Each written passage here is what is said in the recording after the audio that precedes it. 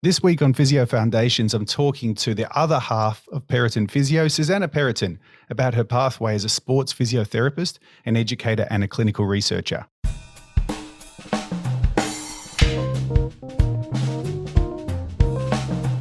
Welcome to the Physio Foundations podcast for another week. This is a podcast about the knowledge and skills that provide the foundation of expert clinical practice. And this week, we've got the other half of Perraton Physio sitting next to me in the Perraton Physio Foundation studio, which happens to be at home. And this is the first full episode with Zuzana, and it's an opportunity for us to introduce Zuzana properly to you, the listener of the podcast, and hopefully we can follow up with many more episodes in the future on specific topics, things that are in Zuzana's wheelhouse and special interest areas of hers. But for now, we're going to start with a very general introductory episode. So, Zuzana, welcome to Physio Foundations. Thank you. I've been looking forward to it. So let's start with a bit of an overview of who you are and what you do. So qualifications and work and current interests. Like I said, at first I'm a sports and musculoskeletal physiotherapist. I work in a clinic on weekends. I also work with a football team, and I'm currently doing my PhD full-time, so it's juggling lots of things, and there's family life as well on top of that. The juggle and the struggle is real, but we'll dive into all those specifics of all the different roles you've got in future episodes. But just tell us a little bit about your foundations, the story of how you first became interested in being a physio. Well, to be honest, I didn't want to be a physio, and there's a spanner in the works. I enjoyed maths in high school and thought that I would be an engineer, and I actually missed out on being an engineer by 1 point on the specific one that I wanted. And I thought I got into a different type of engineering, which was software engineering, which my dad didn't think was as good. And he said I had to go back to do year 12 over again. And I said, oh, I didn't want to waste another year of my life. I'll just do the software engineering and then transfer into the other one that I wanted to do, which was information technology and telecommunications engineering. And he said to me, being the European father that he was, looked at me and said, well, you're either going to waste 1 year of your life or the rest of your life. So I went back and did year 12. Of course, no offence intended to telecommunications engineers, but we're talking about the foundation story of how you got to be a physio. So that's actually an interesting question. I'm really glad I've asked people this question because some interesting stuff has come up. So what next? You get into physio. You've had a really interesting career 20 years in. Well, actually, that wasn't what was next, because then I wanted to be a vet and I needed 99 out of the 100 and I got 98 when I repeated year 12. And then I did have radiology and podiatry there because I knew they were sort of health related, and I started enjoying health related topics because I did biology. I took up biology in year 13, and so physio came on top of that, and that's what I got into. And I got really excited because I didn't actually understand what physios did, and I did have an idea of sports physio, but a very loose idea. And it was interesting because the first day that we all came to physiotherapy, to the course, there's 80 of us. We're all excited. And the lady there, she addressed us all and said, who here wants to be a sports physio? And I remember we all put our hands up, and except for one girl who we will always remember. she was the odd one out. But interestingly enough, the lady that was addressing us said, well, forget it. It's only 5% of you are ever going to be sports physios. So when you're doing this course, just look at all the other different aspects of physiotherapy and see where you may want to get to above your sports. And to her credit, I reckon she was right. I reckon about 5% of us did get to go into the sport, and a lot of others went their own ways. And it's just interesting, and that's probably led me to have a very varied early career in physio. I really was against going straight into sports physio. So when I graduated, I went into a rotational role in a hospital, and it was really good because it was the first year. Normally these roles are in public hospitals, and it was the first year, and this was in South Australia, that they were doing it in a private hospital setting. And the really nice thing about private hospital settings was the physios there have a lot of experience, and they're, on top of their game, and then they don't have as much support staff around them. So, for example, when I was on clinical placement in a public hospital, you'd be there with the head nurse, and then all her nurses under her, and then maybe a couple of student nurses, as well as all the medical students. Then you've got the registrars, and then you've got, the consultant who sometimes came, but you had a whole entourage.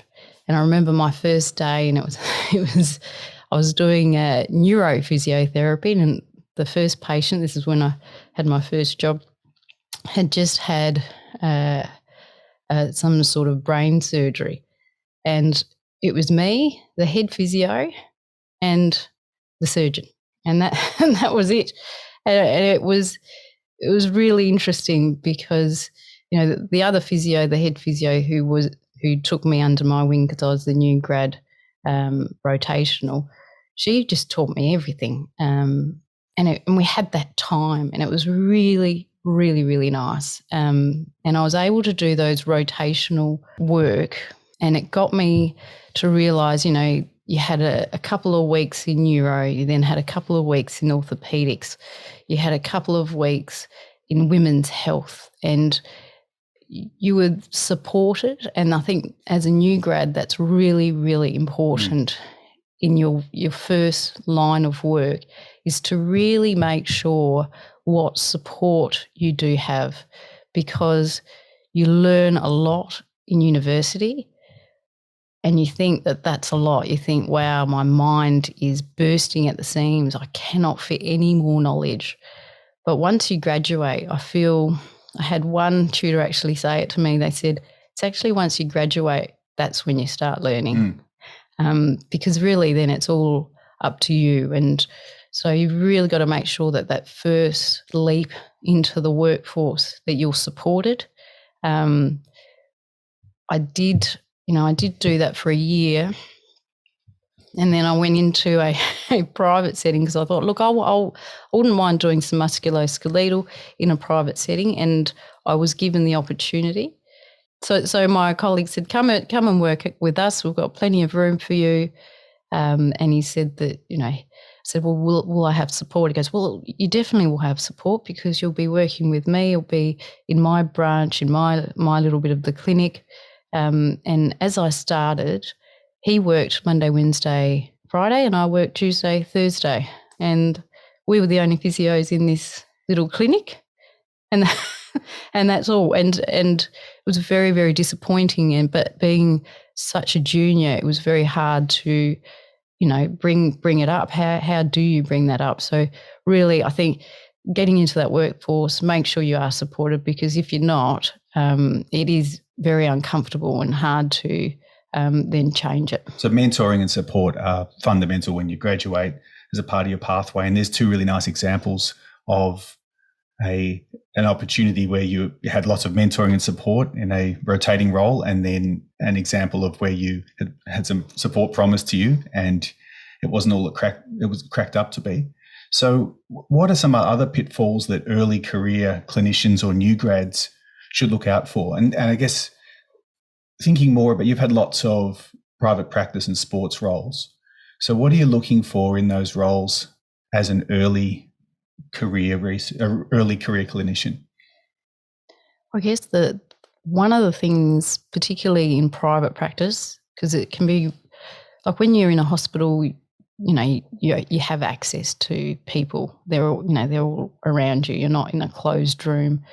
And one thing that I have found in clinical practice is those clinical practices, and I've worked with over 20 places in private practice. The ones that have sort of curtains between practitioners are actually quite good. They don't look good because you can hear what other people are saying, but it really does give the opportunity to listen to how other practitioners, do some education or how they explain things, and you can understand what tests they're doing sometimes. I know when I worked in football, the best thing was you had an open room and you either had 3 or 4 plinths, and, it wasn't just you as a physio, there was a couple of physios, and you sort of all worked together.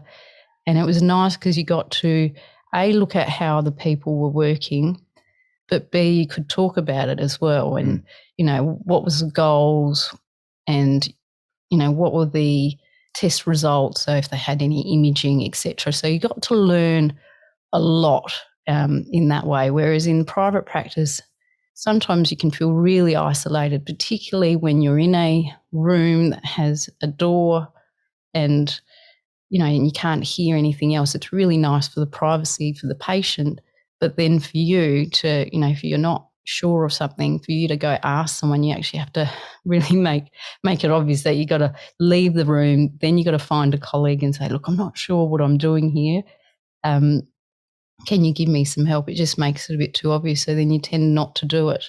But when I first started, one thing that I used to do when I was in that sort of a situation and I needed more information was I'd have a textbook on hand and I'd have it outside, and I'd be like, oh, look, I'm just going to go out and I'll be back. I'll be back in a second. And I'd quickly look up the textbook. And if the textbook sort of agreed with what I was saying to the person, so I'd always tell them what I was thinking, now I'm thinking this or I'm thinking that. I'd look it up in the textbook. So am I thinking of a sprain? Am I thinking of a strain? Is it joint? Is it nerve? Is it muscle? What am I thinking? If it was sort of supported by the text, then I'd actually bring the textbook in. And Peter Bruckner and Karim Khan have made a really nice textbook, and it's got some really nice diagrams, which I thought were fantastic tools for patients in those early sort of years, where I'd bring them in and I'd say, look, this is what I'm thinking is happening. The other thing that this particular textbook has is it has, your aggravating, your easing. So you'd go, oh, look, so this, I'm thinking your kneecap, there's something going on. They call it patellofemoral joint syndrome. And look, here are some of the aggravating factors, which is what you've been telling me. Here is some of the things that make it easier. And then they can actually see that, you've got some knowledge and it's not a weakness that you've looked it up in a textbook, but it's actually a reinforcement. And then there's some pictures, etc. So I really found having that as a tool really, really helped. And not only did that textbook help you in your early career, that's actually the reason we met. But that's another story for another day. When we were traveling overseas and I recognised the old red Bruckner and Kahn textbook and, you're a physio. But we'll bring that up some other time. So that is a nice segue, though, to life experiences and the person that you are. Because the theme of this podcast is personal and professional development, and then building your own foundation so you can help other people. So if you only did your job and you only identified as your job, you probably wouldn't do a good job. What are some of the life experiences that you've had or that have helped shape your career as a physio that you bring into your interactions with patients and helps you be a better physio? I think making sure that physio or your work isn't the only thing you do, so doing stuff outside of it. I actually met my husband Luke here on the other microphone. Oh, I've met him too. Skiing, and it was when I did my undergraduate course. A couple of my friends decided, let's go, rather than spend the summer holidays here in Australia, let's go overseas and work in the ski fields in America. And I said, oh, okay, I'll be in on that. And then I met you. And then I met you again, 5 years later. But so you were ski instructing. I was working as a shoveling snow as a ski lift operator. You can see who the brains of the operation is here. So ski instructing, how did the skills that you you developed in ski instructing, how do they bring you back? How do they translate to your physiotherapy work? Because you might think, well, that's a working holiday. That's something that's completely separate. But how does that life experience translate to improving what you do as a physio? Well, the interesting thing is it was at the end of my third year of physio that I went. So I still had 1 year left, and I took half a semester off, so half the year, to go do this working holiday. And a lot of people said to me, don't do it, because you'll start earning some money and you're not going to want to finish your degree. You'll just, go on the realm of finding jobs, and you'll get used to making money rather than, the student life. But I found it the opposite. I couldn't wait to get back to physio, because I knew that's exactly what I wanted to do. Because working in the ski field, people get injuries, and they would come to me saying, oh, you're studying physio, what can I do? And there's lots of things that, I could do, and there was lots of other things that I didn't know. And so I really wanted to get back and finish and start being able to actually help these people with, specific injuries like skier's thumb or, ACL, so your knee, all of that sort of stuff, and knowing, what is the rehab for that? What are the next steps when you've done your ACL? What should you be doing if you have fallen over and you've hurt your thumb? How do you know if it's a bad thumb injury or is it just bruising? That sort of stuff. So it actually got me more enthusiastic. And then also as a ski instructor, or learning how to become one, we had some things that we had to learn. And one of the things that we were learning was biomechanics of skiing. And I thought, I've just done biomechanics 101 and then 201 or whatever it was in second year and third year. They always change the numbers, but I just thought, I should be really good at this, because we always had a test at the end. So, I know my biomechanics. And I did do very well. But I just went, and the things that you learned in skiing, like even just the teaching. So skiing's a bit different. If you've got someone on some planks, some slippery planks, and you're putting them down a hill and they haven't skied ever in their lives, they don't know how to stop. They can pick up speed pretty quick and you're in trouble. So unlike physio, you're not going to give them an injury, hopefully, whilst you're treating them. But when you're teaching skiing, if you don't teach them properly, you can put yourself in. There's some real dangers there. Yeah. Exactly. So you got to learn how to teach. And the one thing that I really took away from that was how to teach. And they're saying, people they learn in different styles. And, there's the listeners, there's the doers, the feelers, all of that. So you've got to make sure that what you're teaching, you have to put across multiple ways so people can understand in your group. Because some will need to see, some people need all the instructions. They start off with the instructions. Some will need a demonstration. Give them the demonstration. Some people need to do it, then give them the opportunity to do it.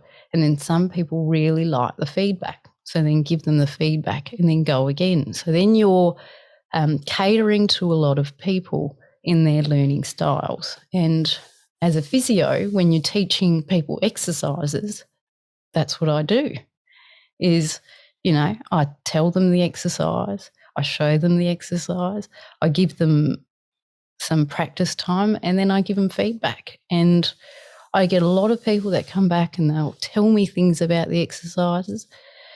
They'll say, it was really good. I was, they'd tell me the benefits, or I don't think I was doing it right. And they weren't afraid of saying it. And I had a lot of physio colleagues early on and getting really frustrated, saying that they'd give the exercises to their patients and, what do they expect? They're never going to get better because they haven't done the exercise, and they'd lament about their patients not doing the exercises.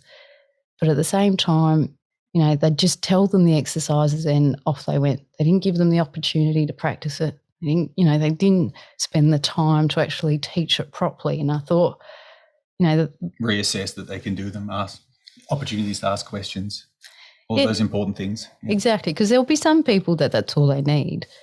But just, so being able to understand that not just what you learn from physio, but from other areas, you can easily translate that into it. And also other areas of physio, being able to see people post-spinal surgery in that first sort of rotation in the hospital, when I saw people in private practice afterwards, so in the rehab setting, I had an idea of what they'd gone through in the inpatient. So when I saw them in the outpatients, I was quite comfortable. And I had a friend that I was working with, and he just had no idea. He said, "Oh, I've got this person that they've just had a microdiscectomy at L4 and don't know what to do." And he was really nervous about it. I'm like, "Oh," and I'd say, "Oh, have you checked this? Have you checked that?" And he's like, "Oh, maybe you should see them, Zuzana. I just don't know. I'm just used to sporting injuries," because they hadn't gone into that system. They just went straight into private practice. And so that's one thing about you, that you're really good at taking little bits of knowledge from all that different experience you've had clinically and personally, and travel and work and sport and hobbies and everything you've done, and then using that in your professional role and also relating that to the person who's in front of you. And that's something that you've taught me over the years. Let's talk about clinical knowledge and skills. What are in your toolkit of questions you could ask or assessments you can do, or even the foundational knowledge that sits behind the clinical reasoning that you're doing? What are the things that you never leave at home when you go to work as a sports physio? My brain. Your brain. That's a good start. What's in your brain? No, just think about, I've had one clinical educator by the name of Jim Mack, and he was wonderful. And he would always say, now think about what you think is going on. So you go through the subjective, and then there's always that one sort of diagnosis that you think that's it. It's got to be that tennis elbow. It's the tennis elbow. It's not referral from the cervical spine. It's the tennis elbow. And he said, "All right, next, now try and disprove it." So, because a lot of times we think of a diagnosis and then we do all the tests that will be positive, and we don't actually think of all the tests that might actually be positive, but they're positive for a lot of other things too. So try and disprove that, that, hang on, this may be something else. Okay, so maybe it isn't just a tennis elbow. Okay, I'll make sure that I've ticked off the neck. I'll make sure that there's no skin sensation loss and all that sort of stuff. So that's one thing. Well, Pete Malliaris on, I think it was episode 2 or 3 of the podcast, he brought up the same point. And his point was, the way he came at it was, be critical of your own thinking and your own assumptions. So it really links in nicely with that. What about skills or even knowledge? Is there something that you learned at university that you still use today that you would go back to? Well, it's also that sort of layout that they teach you with so let's say you're very good at your subjective, right? So I'm not going to talk about the subjective, because most people, subjectives are pretty good. It's the objective that is where people get a bit unstuck and a bit unsure. And you've got to think, okay, I'm doing this test. So what is this test doing when you're doing it? So if you're doing an impingement test, whether it's the hip or the shoulder, what sort of impingement are you looking for? Is it going to be a bursa? Is it going to be, a labrum, or, what are you thinking? And does that reflect what you've found in the subjective? I always like to look at, okay, active range of movement, then just range of movement. So am I thinking joint? Then, looking at some strength tests. Am I thinking muscle? So, length and strength. Am I thinking nerve? Is it being referred further than where a muscle could be? Does it start at the back and go all the way in the calf? Because there isn't a muscle that goes from there to the calf. And sometimes when you tell that to patients, because they go, oh, I've got this back pain and I've got this calf pain, or it goes all the way down, and they think that it's the muscle. They're like, it must be this hamstring. And then I'll point out, well, the hamstring, it stops at the back of your knee. It doesn't actually go into your calf. oh, and just pointing things out like that. They go, oh, okay. And then you build a rapport. So I think the other thing that's really important is to talk to the patient as you're doing an assessment, because they're there and they're nervous. Another colleague that had said to me, one of my first jobs, his name is John Porter, and he's a very good cricket physio. He said to me, look, Zuzana, 80% of the patients you see will get better. I went, oh, that's interesting. Why is that? And he goes, because they've decided to see you. So they've already acknowledged that there's something that's going on and that you need to address, and hopefully you can. And so I thought, oh, okay. So when they do see you, they're already there and they want information. But if you give that information at a different level, so, very jargony, and they're not understanding it, then they're going to be left confused. Yeah. And they're not going to know why there's certain things. Like, I always get patients that have seen quite a lot of other health professionals. So whether that's multiple physios or they've seen other allied health, so osteos, chiros, and you're at that point, well, my friend heard that you're very good physio, so that's why she sent me to you. Do you know what I love about that? Is a lot of the times the physios or whoever they see, they do all the right tests, and they start off with some appropriate treatment. But what they fail to realise is, if you're giving in a treatment, make sure that you follow up with that reassessment of where you think that they should have gone to. So have they improved? And if they haven't improved, don't keep going with that same treatment.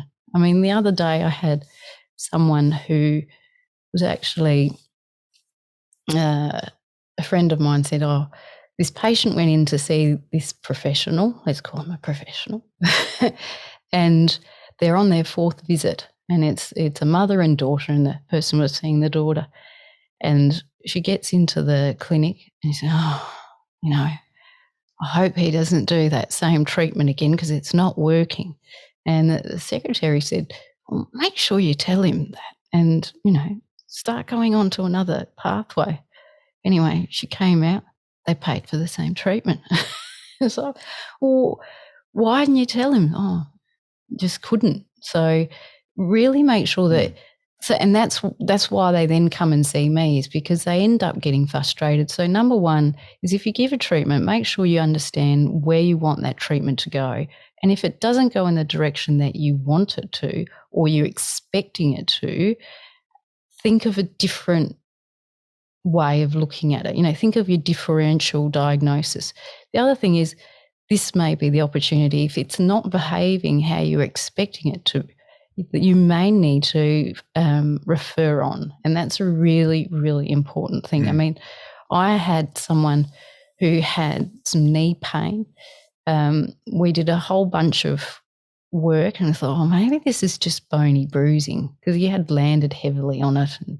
And anyway, 2 weeks later, and I'd only seen him once or twice, and it hadn't improved. I said, you know what, I'm not happy with this, and you want to get back to running.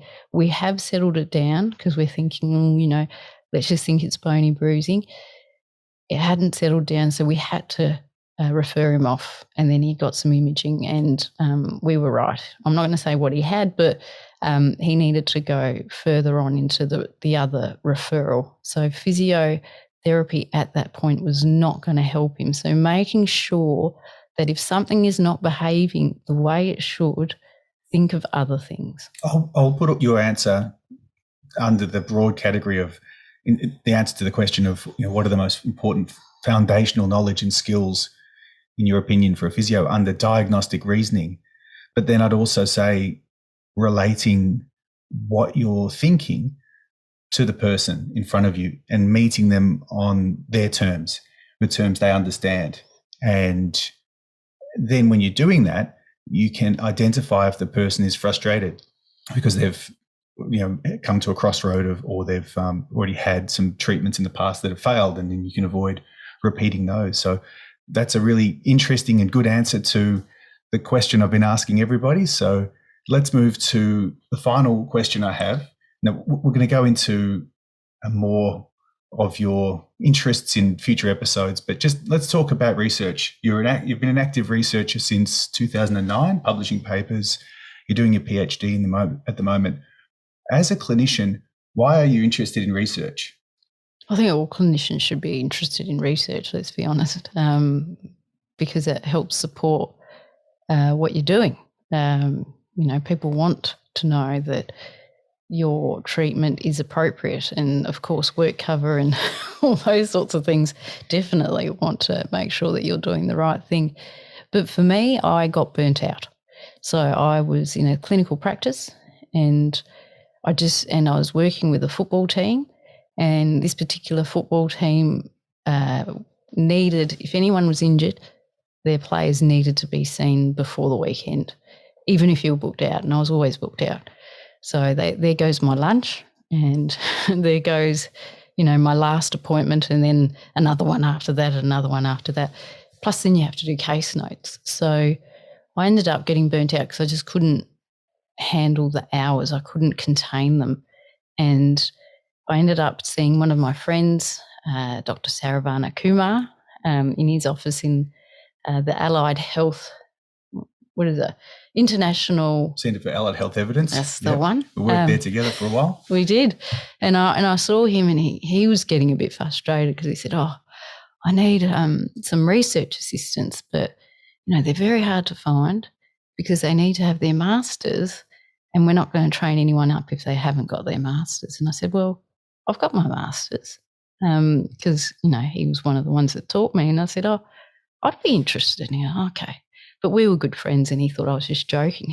And then I saw him 2 weeks later, and I said, you never got back to me, do you need someone or not? So I didn't realise you were serious. I said, oh, yeah. So that's how I got into it, because it allowed me to have an excuse to actually go part-time in the clinic and tell my boss, well, I'd like to go part-time because this opportunity in research has come up. And the one thing about research or research assistants was, you did 9 to 5. You got there at 9 and you finished at 5. And people were really thankful for the work that you did. And what I quickly found out was, as a research assistant, I'd be on different projects and I'd be looking up things for that particular project. But there'd be papers that would come up that would sort of spark my interest to want to read them. They weren't necessarily related to what I needed to do.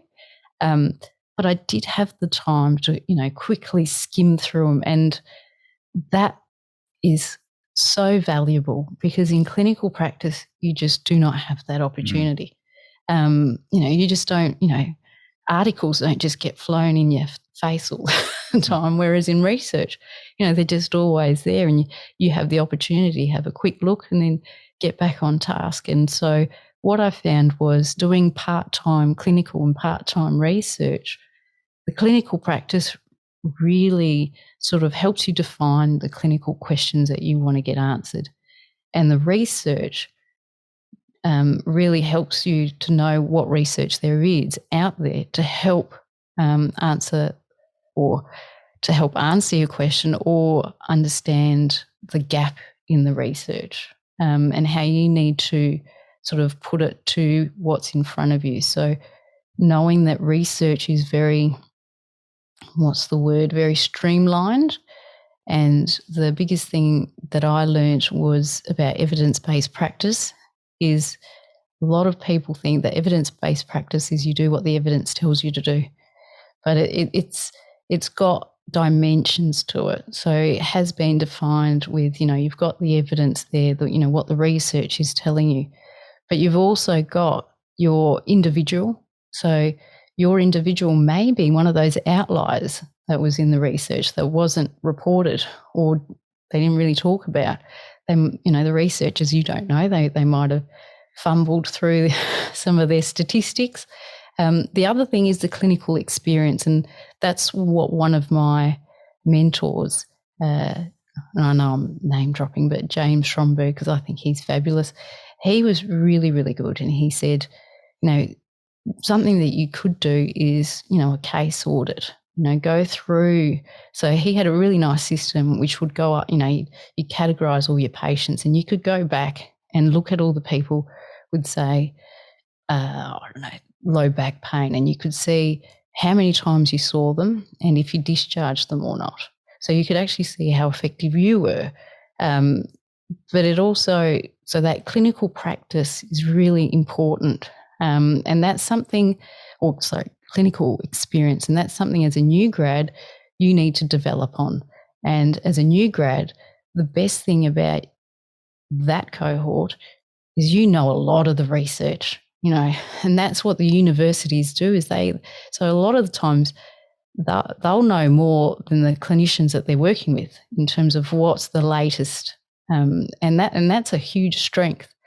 But what the clinicians have is they've got the ability to also work off their clinical experience, and also they have an understanding of some of the individuals that may come in and how they respond, which are not necessarily, unless you're looking at a lot of case study material, is not necessarily acknowledged that well in the research, the individual. So it's really important, once again, to be reflective of your own practice. And then you also touched on not just diving into research and then trying to find an answer through research, but considering the person and your own clinical experience. And Matt Pryor talked about that a few episodes ago when he was on the podcast. Ebony Rio also talked about reading between the lines of the research and thinking about what they didn't do, what they didn't report, what they did do in their methods, and reading the methods before you read the conclusions. So tying that all together. And so we've got lots more we can cover about hip and groin pain. Your PhD is about hip and groin pain in football players and following them up over time and looking at how they change. We'll talk about that in another episode. We've blown all our time. Got to get back and see if the kids are okay in the other room. Where can people follow you online? So you're all over Twitter, and give the listeners a bit of a summary of your social media and where they can find you online. I haven't finished my PhD, so I'm not a doctor yet. But when I was in high school, I did want to be a doctor. So, and my name is spelled a bit funny. It's not your typical Zuzana with an S. It's Zuzana. And Zuzana at Hotmail was gone. And so I thought, okay, well, Dr. Zuzi is what I made my Hotmail at in year 10, I think. Is this the same as dressing for the job you want? Just get the email for the job you want as well? Anyway, yeah. So it's Dr. Zuzi on Twitter. And I do get a lot of people going, oh, I always thought you'd finished your PhD. But so I've got Dr. Zuzi on Twitter. It's the same on Instagram. And I think, although I don't really use the Instagram. You've had the Dr. Zuzi email for the whole time I've known you, 21 years. There you go. We've been married 15 years as well. It's pretty funny doing this interview and just letting you talk, which is, again, something that Luke Nelson talked about in his last episode. The average patient gets interrupted, in a number of seconds, and can you let them talk for a number of minutes and actually get their full story? So I was trying to do that and let you talk.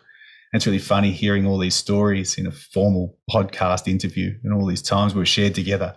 I think next time we talk, we're going to get into the weeds of your PhD and hip and groin pain, and it's going to be a lot of fun. So there'll be more episodes like this coming up, but we've broken the ice. We've done well. Actually, I've got one more point. Oh, here we go. That I would really like to just put out there, because as a new grad, so the one thing about university is that they teach you a lot and a lot of knowledge, and they have to give you confidence, because you don't want to go out there without confidence. Unfortunately, sometimes that makes people think that they know more than they do. And I remember when I first started, if I had a patient, particularly in the private practice, and they weren't getting better, then I was bad. So I'm sure a lot of people would resonate with that. That would resonate with a lot of people. Yeah. And the best thing about to overcome that is to look. So physios tend not to just have one physio in a clinic. There tends to be multiple physios in a clinic, and they are your best ally. So if you're not sure of something, yes, you can check textbooks and things, but it's really good to speak to some of your colleagues and say, look, I saw this person and this is what I've been doing. What do you think? The other thing, I worked in a clinic when I was still a junior, and one of the seniors, and it was the best thing. They said, look, if there is someone that you've seen a couple of times and they're not getting better and you think, am I missing something? Put them on my list. And then I'll have a look. And then I'll let you know what I think. And then I'll send them back to you. And it was really good because a lot of times it was just little things that you might have missed, but it had made a big difference to that patient. So being able to sort of discuss things with your colleagues and really work together rather than working in silos. And if someone's not getting better, do ask other people, what do you think? Should I refer them off? What else should I be thinking about? Is there, some differential diagnoses that I'm missing? That sort of stuff. You really don't have to, and you shouldn't work on your own. It's a really good point. Well, listeners, if you've made it this far, you must have found the episode interesting in some way. So if you found it interesting, the chances are someone else will too. But there's a problem here. See, if they never find the episode, then they won't find it interesting. So you can help us, if you found this interesting, by sharing the episode with a friend, or you can share it with someone or everyone via social media. So please find the little 3 dots and find the share button and share the episode with a friend or on your favorite social media channel. Make sure you tag Zuzana and I in there at Perraton Physio, and you can find the link or the links to all the different podcast players on our website, which is perraton.physio. So if you have any other ideas for content you'd like us to cover on the podcast, please email or send a tweet to us as well. Until next time, thanks very much, Zuzana, for breaking the ice. This is Zuzana and Luke wishing you all the very best with your studying, professional development and lifelong learning.